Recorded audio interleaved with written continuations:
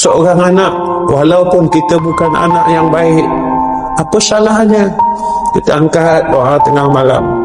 Kerana Nabi kata di antara doa yang tidak ditolak oleh Allah, satu, doa mak, doa ayah pada anak-anak. Yang kedua, doa anak pada mak dan ayah dia.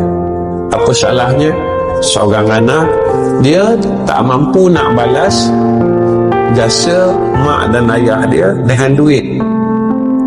Ada anak-anak yang macam tu, Ustaz, saya bukan kaya, saya tak mampu, Ustaz, nak bagi duit dekat mak ayah saya setiap bulan, saya pun tak cukup, Ustaz. Balaslah jasa mak dan ayah kita dengan doa. Kerana doa seorang anak itu makbul, Nabi cakap.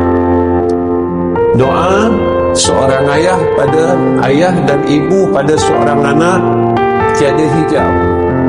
Doa seorang anak pada seorang mak, pada seorang ayah tak ada hijab. Apa salahnya kita sebagai seorang anak angkat tangan, ya Allah, aku nak bagi duit dekat mak aku tak ada duit.